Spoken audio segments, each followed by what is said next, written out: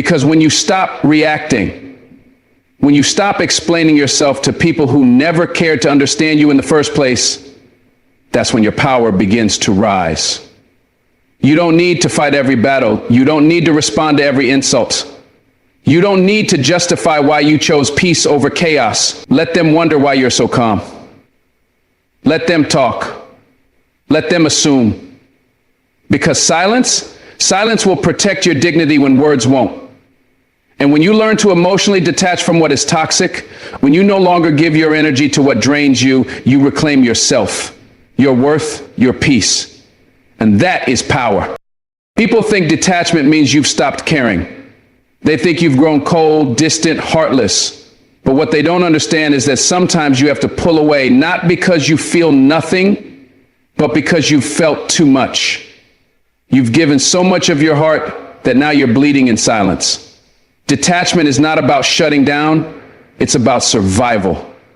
It's about reclaiming the pieces of yourself that you've handed out to people who didn't value them. But it's about recognizing that some connections are not nurturing, they're draining.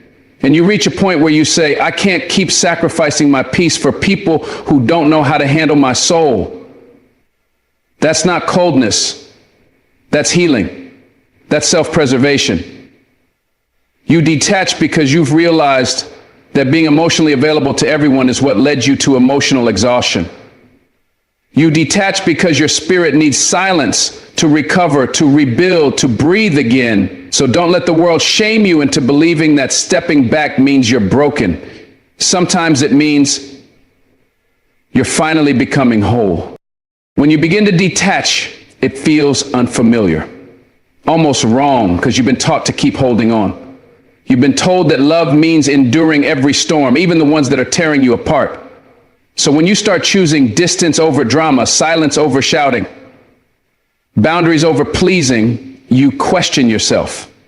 Am I giving up too soon? But what if I told you this? What if you're not giving up? You're growing up. Because emotional detachment doesn't mean you don't feel. It means you've learned to stop drowning in other people's chaos. It means you've realized that saving someone else doesn't require you to lose yourself. And when you finally pull back and take that breath, that deep, quiet breath, you start hearing something you've ignored for far too long, your own voice, that whisper in your soul that says, you deserve peace too. You deserve to rest. That's what detachment gives you. It's not cruelty, it's clarity. It's the sacred space where healing begins and drama ends. Detachment allows you to separate what's yours from what isn't. All your life, you've carried burdens that didn't belong to you. You've shouldered guilt for other people's choices. You've made excuses for behavior that disrespected you. You've convinced yourself that if you just tried harder, gave more, stayed longer, they would change. But they didn't. And you ended up exhausted, broken, empty. That's when detachment walks in. Not as a punishment, but as a lifeline. It says, let it go.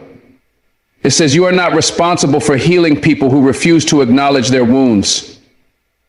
It teaches you to stop answering calls that only come when someone needs something. It teaches you that your value isn't measured by how much pain you can tolerate. And when you finally drop what was never yours to carry, you stand taller. You feel lighter. You begin to move differently, not because you stopped loving, but because you started loving yourself enough to stop bleeding for people who never offered you a hand to hold. And the thing is, the world won't understand. They'll call you distant. They'll say you've changed. They'll try to guilt you back into the role you used to play.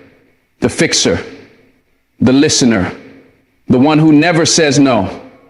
They'll miss the version of you that tolerated disrespect in the name of love. But that version of you wasn't at peace. That version cried behind closed doors. That version sacrificed sleep, joy, energy, just to keep others comfortable. So yes, you've changed. You had to. Because silence taught you what chaos tried to hide, that you matter. Your needs matter, your boundaries matter, and while people may not clap for your healing, your soul will. Your soul will feel the shift when you stop over-explaining and start simply walking away. Your soul will rise every time you choose calm over conflict. That is the quiet victory detachment brings. the kind that doesn't need applause, just peace. When you emotionally detach, you stop living on the edge of other people's moods. You stop walking on eggshells, trying to keep the peace in environments that were never peaceful to begin with. You stop tying your self-worth to someone else's approval. You begin to recognize that their inability to see your value doesn't make you worthless, it makes them blind. And as you pull away, you start to reclaim something sacred, your power. You realize that being unavailable to chaos is not arrogance, it's alignment. It's choosing not to be controlled by guilt or manipulation. It's understanding that love without respect is not love at all. So you stop chasing, stop begging, stop explaining yourself.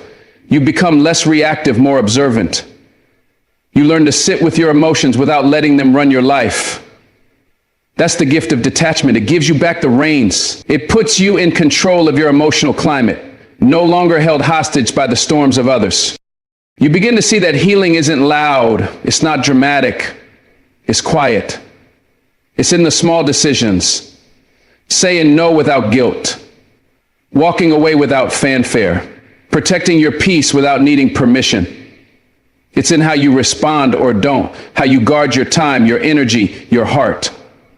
Healing looks like detachment because you're no longer forcing what isn't flowing. You're no longer pouring into people who only show up with empty cups. And while part of you may miss the chaos, because chaos feels familiar when you've lived in it long enough, the deeper part of you craves calm, craves order, craves love that doesn't hurt. And when you choose detachment, that's what you're really choosing, a love for yourself so deep, so sacred, that you no longer tolerate anything less than peace. That's not indifference. That's healing in motion. That's self-love in action. And maybe you're doing it in silence. No long posts, no dramatic exits, no final speeches, just slow, intentional steps away from what no longer feels safe to your soul. That's how healing works. Quiet, gentle, strong. And while people may never understand your silence, your emotional distance, your unavailability, that's okay. Let them misunderstand. Let them label it however they want. You don't owe anyone an explanation for your growth because you didn't detach to prove a point. You detached to protect your peace. You detached because your spirit was tired of being in rooms where you had to shrink to be accepted. You detached because you finally realized that sometimes silence is louder than words. Sometimes walking away is louder than screaming. And sometimes not reacting is the most powerful response you can give. That's the beauty of emotional detachment. It's the quiet revolution that says, I choose me now. And that choice changes everything. There's a reason silence feels uncomfortable at first. We've been conditioned to fill every empty space with noise, defending ourselves, proving our worth, reacting to every word that cuts, every look that questions our value. But silence is where your real strength begins to take root. It's where you start to realize that not every attack deserves a counterattack. Not every insult needs an answer. Not every accusation deserves your energy. When you choose silence, you're not surrendering. You're simply telling the world, I no longer perform for your chaos. You're rising above it. Because the one who's truly wise knows that peace is not found in the noise. It's found in the stillness. Silence is what allows you to hear what the world tries to drown out, your instincts, your intuition, your truth. And when you learn to be still, you start to move with power. You speak less, but your presence says more. You react less, but your silence shakes the room. Because silence doesn't make you invisible, it makes you undeniable. In silence, you begin to think clearer. You stop acting from a place of panic, of pain, of needing to prove yourself. You start acting from a place of purpose. When you're silent, you give yourself the gift of time. Time to understand what you're feeling, what's really happening, and how to respond in a way that doesn't cost you your peace. See, wisdom isn't born in shouting matches or emotional explosions. Wisdom is forged in the moment you could have spoken but chose not to, not because you were afraid, but because you were focused. Focused on your goals, focused on your growth, focused on not letting small people pull you into small fights. When you're quiet, you start to see who talks just to be loud and who speaks with purpose. And you begin to separate yourself from the noise, not because you're better, but because you're becoming wiser. You understand that energy is currency, and you're done spending yours on nonsense. Silence teaches you to sit with your emotions without letting them drive the car. It helps you realize that you don't have to chase every argument or clarify every misunderstanding. If someone wants to misunderstand you, they will, no matter how loud you scream. But in silence, you no longer feed their narrative. You don't hand them your emotions like a gift they never earned. And in that stillness, you learn to breathe through the discomfort. You learn that sometimes the most powerful thing you can do is say nothing, not because you don't care, but because you care too much about protecting your growth. Silence builds emotional muscles that noise never could. It sharpens your ability to observe, to reflect, to discern. And when the world tries to provoke you into reaction, you smile, because you know better now. You don't operate from emotion. You move with intention. You're not about to waste words, proving to people who already decided to misunderstand you. There's a difference between silence and suppression. Suppression is when you silence your truth to make others comfortable. But the silence I'm talking about, it's the kind that brings you back home to yourself. It's where you start listening to the voice within that got drowned out by the opinions of others. In silence, you hear the pain you buried, the dreams you delayed, the strength you forgot you had. You start asking the real questions. What do I need? What am I tolerating that's draining me? Who am I trying to please and why? And the answers that come in that silence, they're the kind that change lives.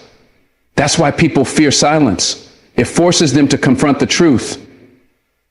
It strips away distractions and exposes what we've been running from. But for those who are brave enough to stay in the silence, there's wisdom waiting, healing waiting, clarity waiting. The silence becomes your sanctuary, not because it's empty, but because it's honest. You don't need to announce everything. You don't have to explain every decision, justify every boundary, or broadcast every emotion. Your silence is not a void. It's a statement. It says, I am no longer entertaining what doesn't nourish me. And when you reach that level of peace, you become untouchable. People will try to provoke you. They'll try to pull you back into old arguments, old versions of yourself. But the you who mastered silence no longer responds from ego. You move with purpose, with peace. And that kind of silence speaks volumes. It makes people wonder what you're thinking, how you're moving, what you know that they don't. And the truth is, you know yourself now. You've done the work. You've sat in the silence and come out stronger. So while others waste time trying to be loud, you spend your energy being wise. And wisdom? Wisdom is what builds legacy. It's what protects your peace when the world wants war. There will be moments when your silence is misunderstood. When people call it avoidance, pride, or emotional distance, let them believe what they want. Your healing is not their business. Your growth is not their gossip. You don't owe anyone access to your inner world just because they demand it. Silence creates a line between you and the world's noise. And in that separation, you find your rhythm. You walk lighter. You think deeper. You rise higher. You stop looking for validation and start trusting your own voice. And as you move in silence, you begin to attract different battles, not petty ones, but purpose-driven ones. You begin to walk into rooms with the presence that doesn't have to be announced. You don't talk to be heard. You speak to be understood. And that shift, that's when the game changes. That's when you stop surviving and start leading. All because you had the courage to be quiet long enough to hear yourself. So if you're in a season of silence, don't rush out of it. Don't let the world's noise rush your healing or your clarity. Stay there until you're centered again. Stay until you know your next move comes from wisdom, not from wounds. Silence isn't weakness. It's a pause before the breakthrough. It's the moment before the arrow is released. It's the stillness that tells the storm, you don't move me anymore. So be silent, be still. And when the time comes to speak, speak with the fire of someone who knows exactly who they are and exactly what they're here to do. Because when wisdom walks in, it doesn't shout. It doesn't fight. It doesn't demand. It just is. That's the kind of presence silence gives birth to. And that right there is what makes you unstoppable. There's a moment in every life where the real battle begins, not with the world, not with your enemies, not with circumstances, but with yourself, your emotions. That tidal wave of reaction, pain, ego, and fear that wants to control every decision you make. But freedom doesn't come when the storm stops. Freedom comes when you learn how to stand calm in the middle of that storm. Emotional control isn't about being numb emotion. It's about being powerful. It's about knowing you could react, yell, cry, lash out, but you choose not to. Because you finally realize that your peace is too expensive to sacrifice for a moment of weakness. That's when everything starts to shift. When you realize that the person who has the ability to pause, breathe, and choose their response is the person who cannot be controlled by anyone. That's real power. That's real freedom. That's when you stop being a puppet to life and start being the author of it. The loudest one in the room isn't the strongest, the calmest one is. And calm doesn't mean you're soft. It means you're solid. It means you built from something the world didn't give you, and therefore it cannot take away. You see, emotional control isn't about denying what you feel. You're human. You will feel pain. You will feel anger. You will feel hurt. But the difference lies in how you handle it. Do you let it own you? Or do you face it, acknowledge it, and choose to rise above it?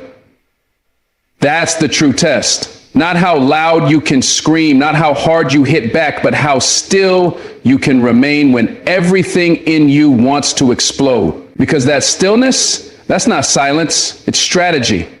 It's you protecting your future from being destroyed by a temporary emotion.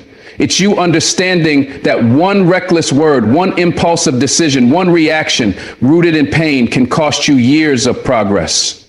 And you're not about to let that happen anymore. You've come too far. You fought too hard. So now you master your reactions, not for them, but for you. Because the moment you stop letting other people's behavior dictate your inner peace is the moment you step into a level of freedom most never taste. Some people think emotional control means weakness, like you're avoiding confrontation or suppressing your truth. No, not at all. It means you're finally wise enough to know not every situation deserves a reaction. Not every insult needs a response. Not every person deserves access to your energy. You start to realize that giving your emotions to people who haven't earned them is like handing over the keys to your peace and asking them to crash it. And you're done doing that. You're done letting your mood be a puppet to other people's behavior. You're done giving temporary people the power to create permanent damage. So now when the fire rises inside you, you breathe, you pause, you think, and you remind yourself freedom isn't found in revenge. It's found in restraint. That's where real warriors live, not in chaos, in calm, not in rage, in discipline. And it's that discipline that separates the lost from the leaders, the reactive from the resilient, the broken from the unstoppable. It's easy to react. Anyone can explode. Anyone can break down and say things they'll regret. But it takes strength to hold back. It takes character to choose your peace over your pride. That's not weakness. That's growth. And once you taste the power of emotional control, you'll never go back to living without it. You'll stop needing to have the last words. You'll stop needing people to understand your pain in order to validate it. Because now you understand it. And that's enough. You'll walk away from arguments, not because you couldn't win, but because you finally understand what's worth your energy and what isn't. You'll stop begging for closure because your peace no longer depends on someone else's explanation. That's freedom. When your emotions no longer hijack your life, you start making decisions from a place of power, not pain. You start building instead of breaking. And that quiet strength, that unshakable control, That becomes your armor. Not the kind that hides your heart, but the kind that protects it. You start noticing things about yourself when you master emotional control. You listen more. You understand deeper. You recognize triggers before they explode. You create space between stimulus and response, and in that space you choose differently. You realize that pain doesn't make the decisions anymore. Purpose does. You stop carrying other people's chaos like it's your burden to hold. You stop being the emotional sponge that soaks up every negative vibe thrown your way. You start becoming the thermostat, not the thermometer. You don't just reflect the room's temperature, you set it. That's when people begin to notice the change in you. They see the peace, the calm, the focus, and they either respect it or get uncomfortable by it. But either way, it doesn't matter to you. Because now, your freedom doesn't come from how others treat you, it comes from how you treat yourself. And nothing is more liberating than realizing your emotional world belongs to you now, not to the wounds of your past or the whims of other people. Think about how many times in your life you let a temporary feeling ruin something permanent. A relationship, an opportunity, a day, an entire season of your life. That's what lack of control does. It steals your future in the name of defending your past. But not anymore. Because now you're building something. A life you don't need to escape from. A version of yourself you're proud of. And you don't get there by letting your emotions run wild. You get there by standing in the fire and not letting it burn your values. You get there by having a conversation with your anger and saying, not today. You don't drive anymore. That's the work. That's the growth. And that's what most people avoid because it's not easy. But you're different. You're not here to be average. You're here to be free. And freedom is earned through emotional discipline. It's built in the moments when you choose wisdom over impulse, peace over panic, love over retaliation. So when life tests you, and it will, remember this, the power is always in your hands. Not in what happens, but in how you choose to respond. Emotional control isn't about being robotic. It's about being rooted. It's about knowing who you are so deeply that nothing outside of you can shake the foundation inside of you. You become the calm in the chaos, the eye in the storm. And while the world may try to pull you into drama, you rise above it, not because you're arrogant, but because you're focused. Focused on your freedom, focused on your healing, focused on building a life where your emotions serve you, not sabotage you. That's the kind of power no one can steal from you. That's the kind of strength that can't be shaken. Because once you master your emotions, you master your life. And the world doesn't